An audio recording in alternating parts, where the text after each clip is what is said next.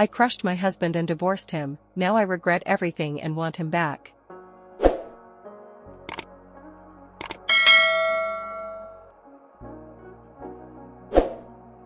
For 8 years, my husband and I built what many would call a picture-perfect family. We met in college and quickly fell in love. Our connection felt natural, and it didn't take long before we decided to get married. We dreamed of building a life together, raising children, and growing old side by side. We lived in a modest but cozy home in a quiet suburban neighborhood in Ohio. It wasn't extravagant, but it was filled with laughter, warmth, and love. Over the years, we welcomed 4 beautiful children into our family, 2 boys and 2 girls. Life was hectic, but it was also deeply fulfilling. Our days were filled with school runs, bedtime stories, weekend trips to the park, and family movie nights. My husband was a caring father and a supportive partner. He worked hard to provide for us, even though his job didn't pay much. Money was always tight, but we managed. We found happiness in the simple things: picnics in the backyard, baking cookies with the kids, and watching them play together. For a long time, I was content. I loved being a mother and a wife. But deep down, I always had ambitions beyond our home. I worked full-time at a marketing firm, slowly climbing the corporate ladder. It wasn't easy balancing work and family, but I was proud of how far I'd come. Then, after 5 years of marriage, everything started to change. I got a big promotion. I was now a senior marketing manager, earning significantly more than before. It was a dream come true, a validation of all my hard work. But with the promotion came longer hours, more responsibility, and higher expectations. At first, I thought we could handle it. My husband was supportive when I first told him about the promotion. He told me how proud he was, and I believed him.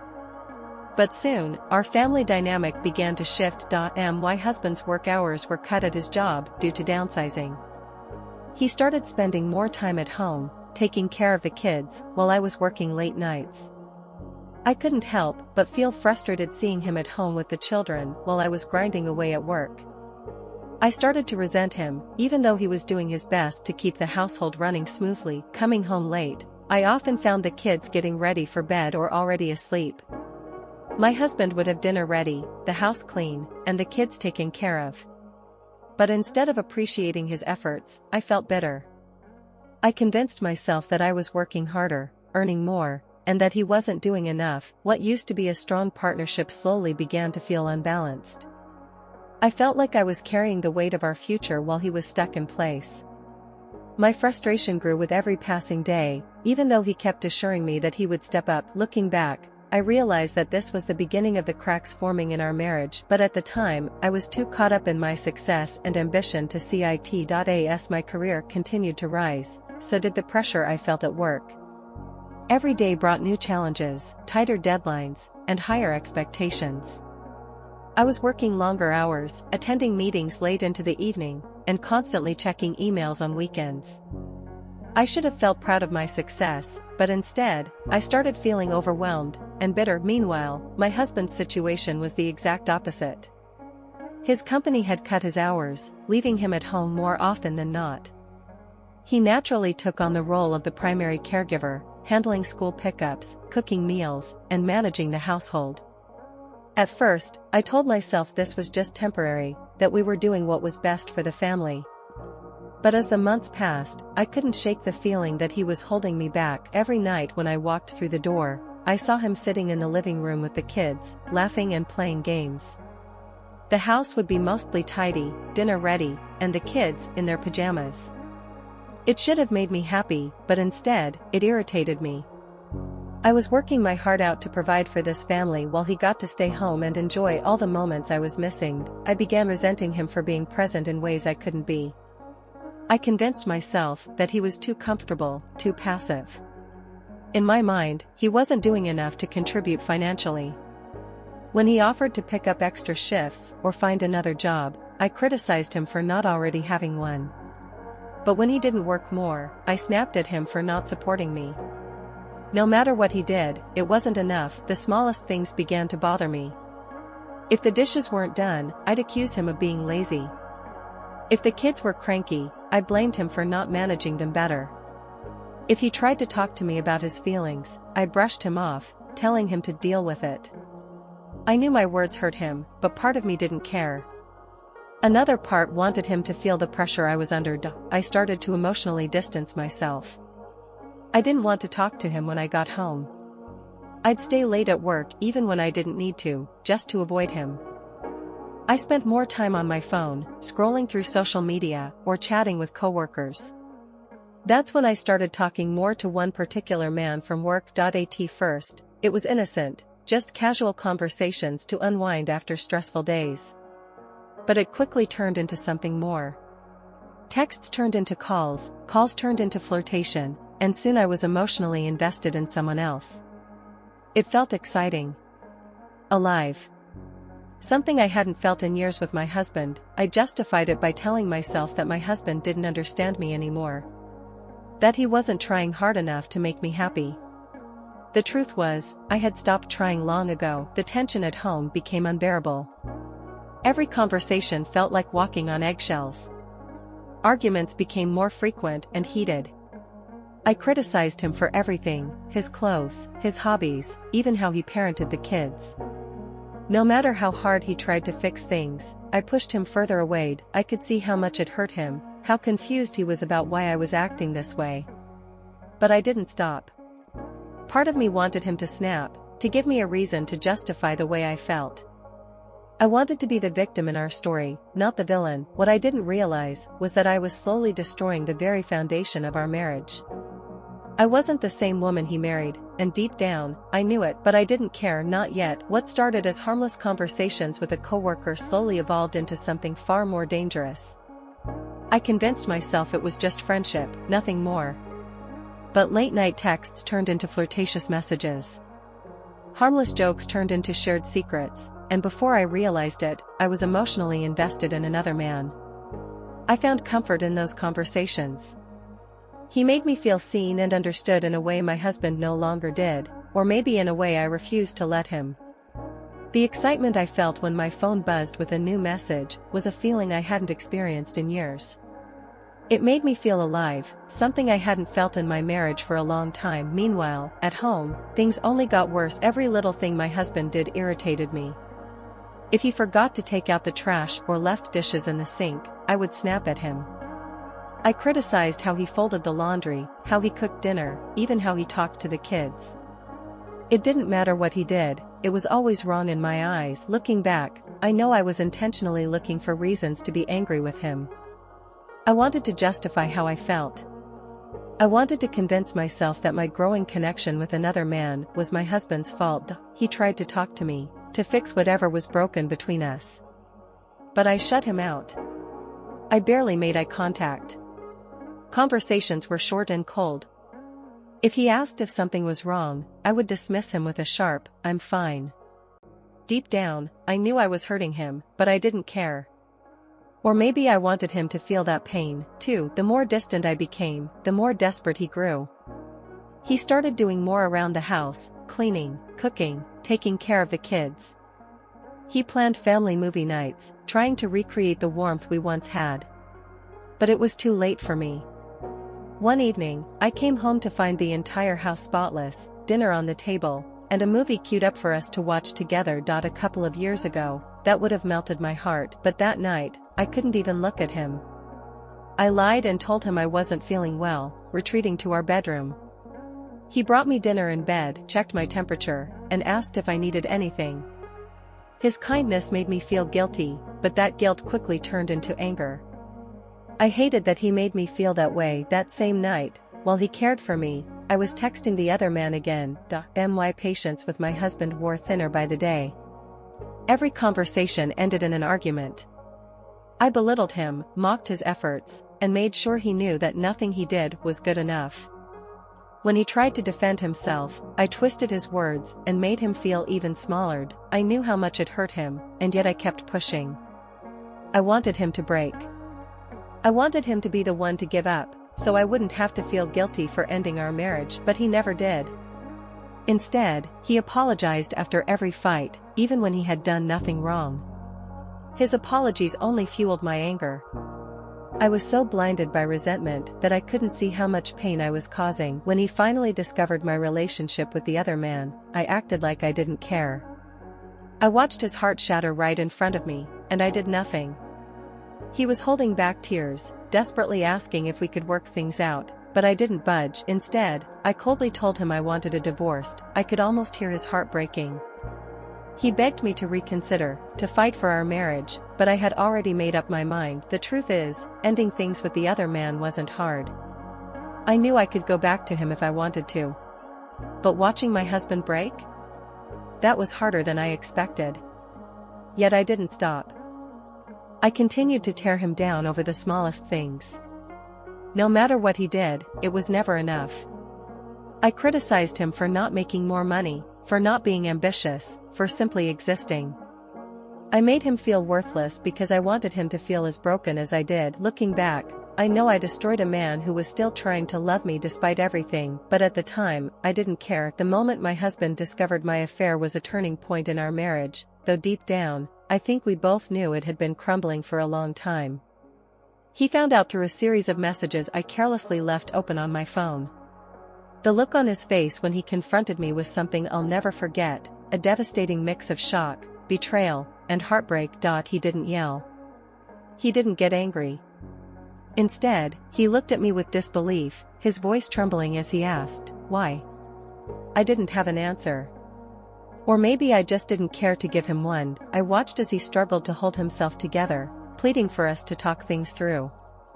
He wanted to understand what went wrong, to fix what was broken.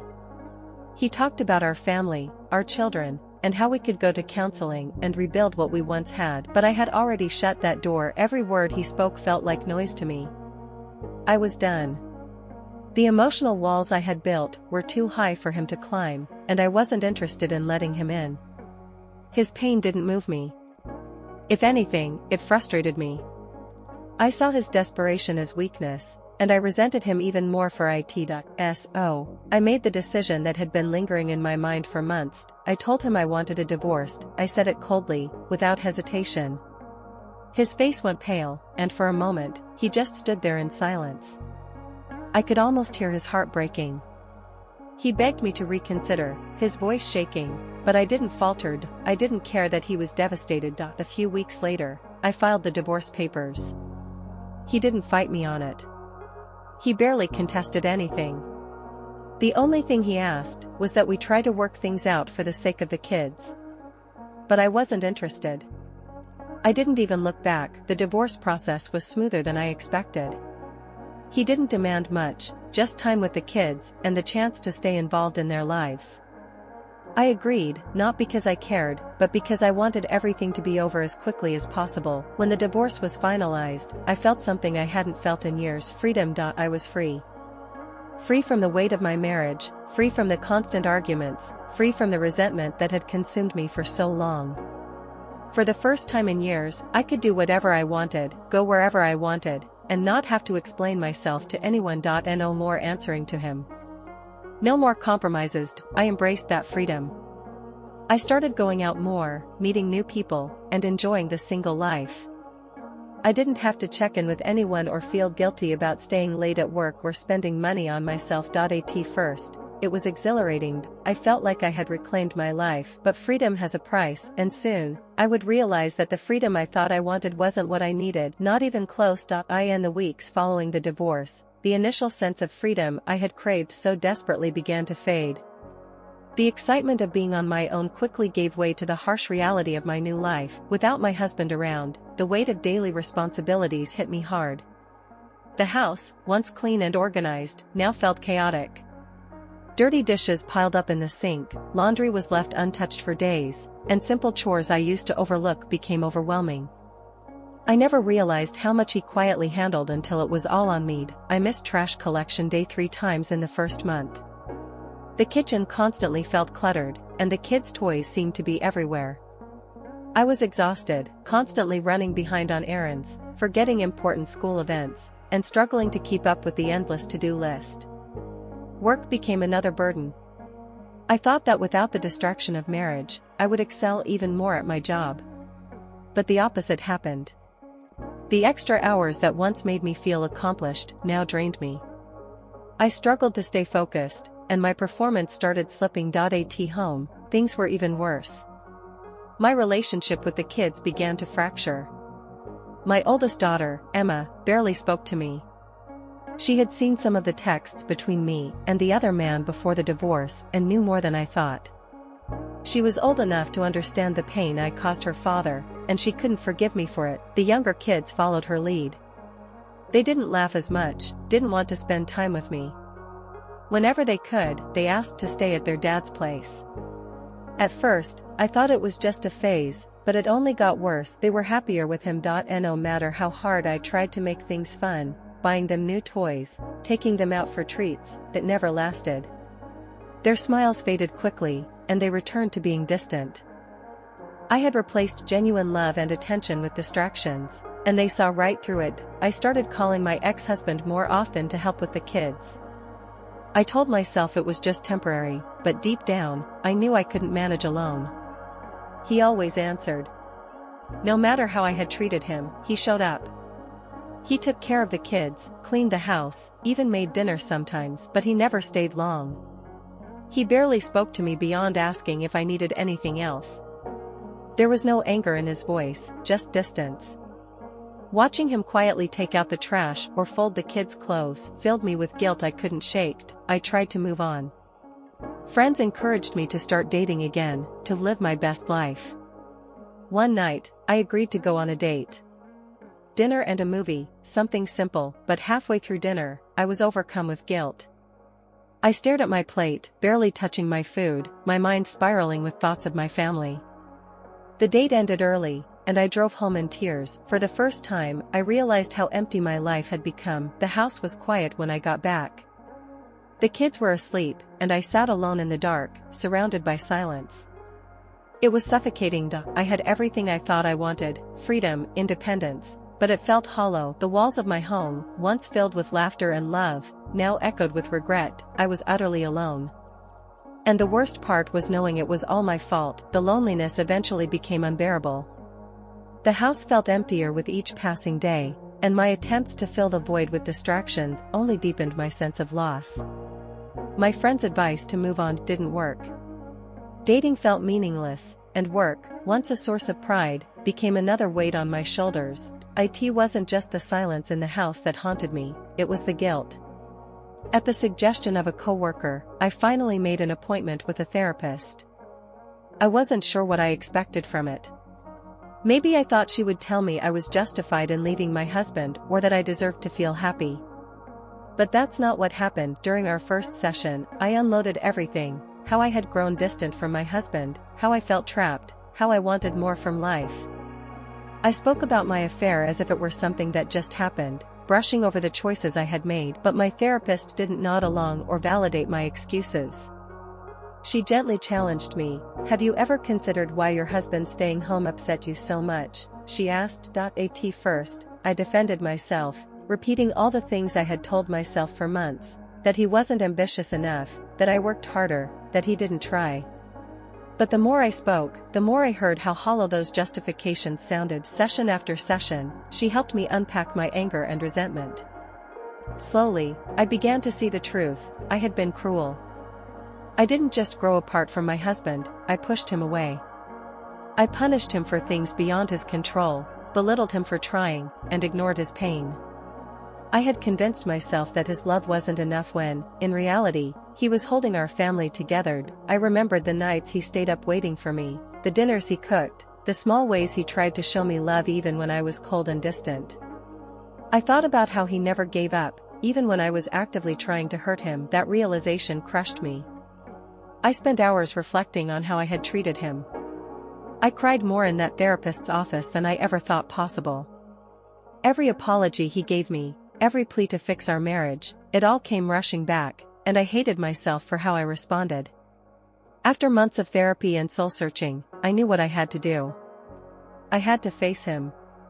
One evening, after dropping the kids off at his house, I stayed behind.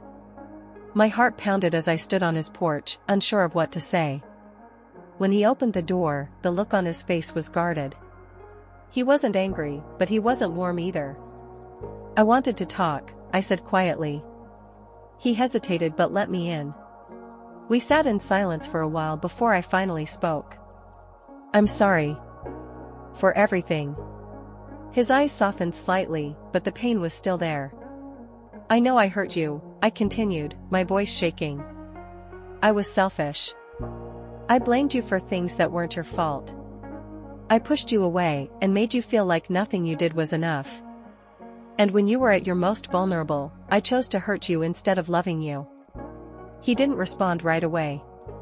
I could see the conflict in his eyes. Finally, he spoke. I always thought that one day you'd realize how much I loved you and stop before it was too late. But you didn't. And when you signed those divorce papers, it felt like you breathed a sigh of relief. His words cut deep. I don't know if I can trust you again, he admitted, his voice barely above a whisper. The pain, it lasted too long. And I'm scared that if we try again, you'll hurt me the same way. I couldn't blame him. I had shattered his trust, and no apology could instantly fix that. But I wasn't asking for instant forgiveness. I understand, I said softly. And I don't expect you to forgive me right away. I just needed you to know how sorry I am. I was wrong. And if there's ever a chance, even the smallest one, that we could rebuild what we had, I'm willing to do whatever it takes.